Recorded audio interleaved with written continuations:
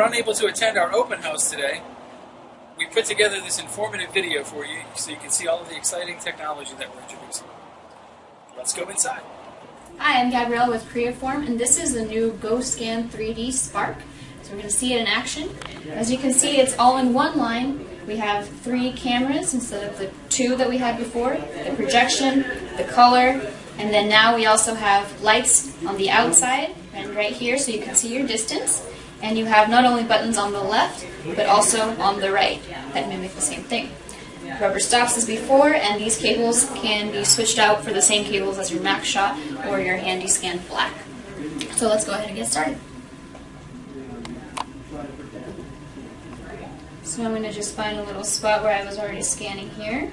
And it's going to recognize it.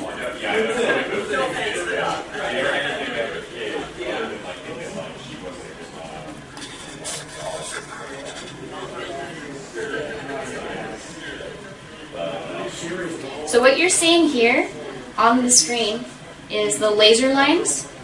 And now instead of the distance meter being on your left side, you have it on your part while you're scanning. So if I get too close, my laser lines turn red, and if I get too far, they turn blue. So this is just helping me for better accuracy to try to maintain the surface that I'm scanning in the green zone. Alright, let's get the bottom of him.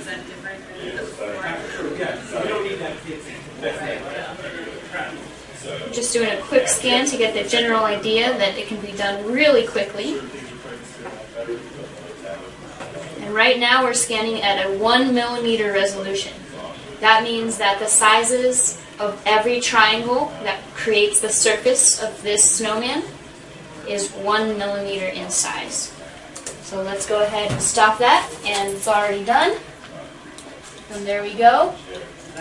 It's really, really good color and good geometry for just the quick scan that we did. Of course, we can spend a little bit more time to fill in everything else, but that is what we have.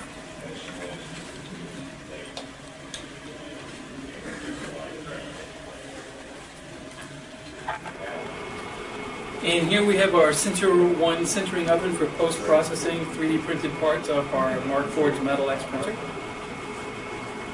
This side of the room we have our Big Rep Studio, which is a large format 3D printing.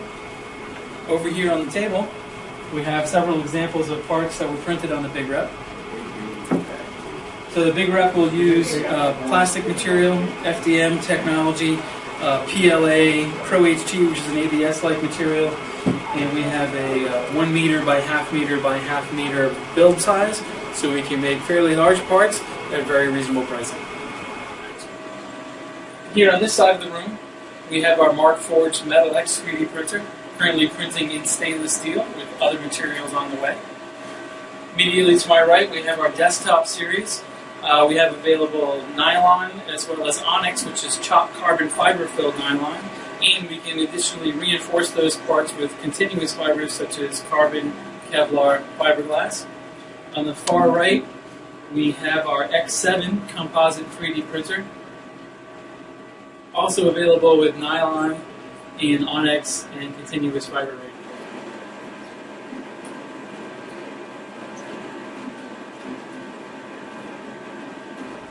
Hi, I'm Kenny Hart with NeoMetrix Technologies. So today we're going to show you the new Handyscan Black. This is the brand new model from Creaform.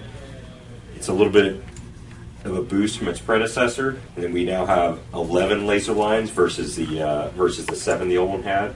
And what that allows us to do is take up to 1.3 million measurements per second.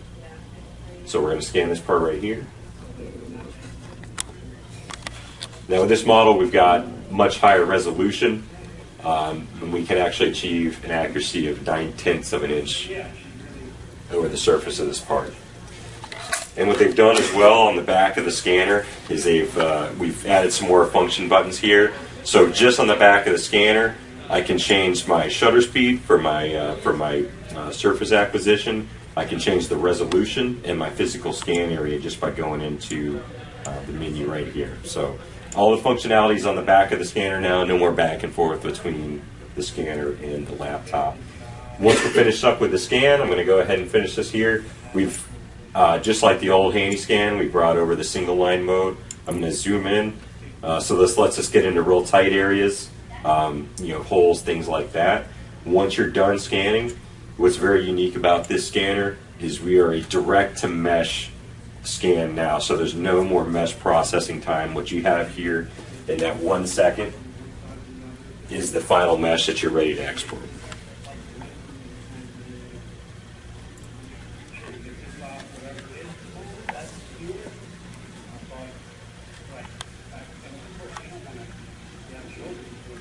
Our first actual example is going to be done in Geomagic Designer. So this is our reverse engineering software. What I'm going to do to start is run this auto segment wizard. And what this wizard does is it analyzes the mesh and it breaks up that mesh into a whole bunch of usable regions. So we're going to start with the revolution wizard. We're going to use it to model the main rim. What we can do with this wizard is select the regions that bound the geometry we're looking to model. So we're going to select all the way around the rim here, every single region. Okay. Along with the revolution axis, we want to make sure we have it constrained to this main axis here. And when we run the wizard, it's going to create a sketch automatically and revolve that sketch around that chosen axis.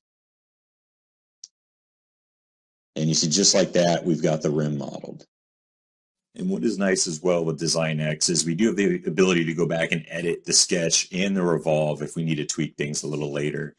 But next, we're gonna model this long main spoke here, and we're gonna do that with another method called the mesh sketch. So mesh sketch is a regular sketch.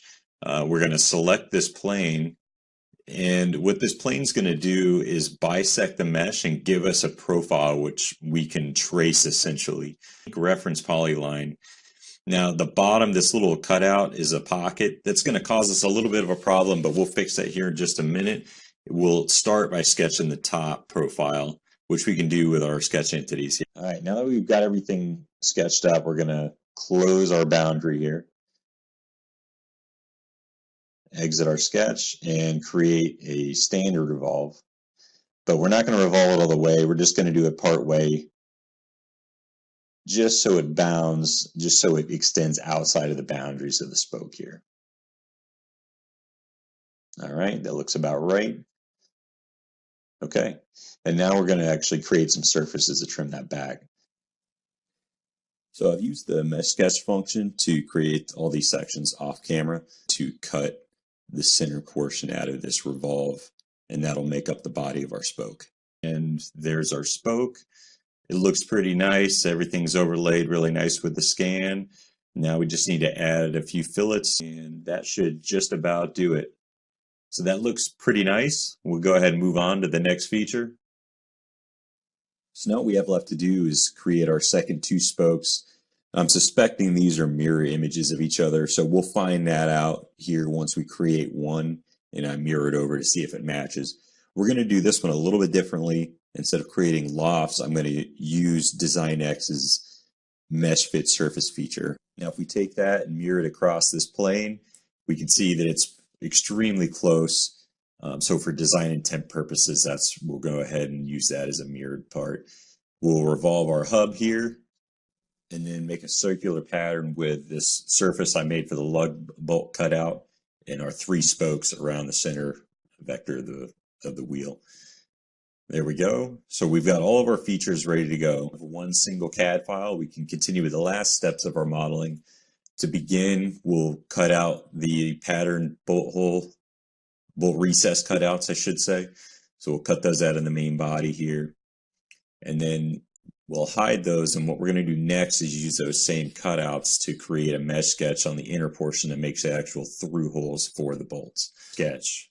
And now we're going to extrude those profiles and make a through cut. All right, so now what we got left to do is create a bunch of fillets. So we're going to create the fillets around the boundary here. All right, and that's our completed CAD model. So looks like we've got all the features modeled there. The last thing I want to show you is what's called the accuracy analyzer. So that looks pretty close, and that's going to wrap up our reverse engineering example.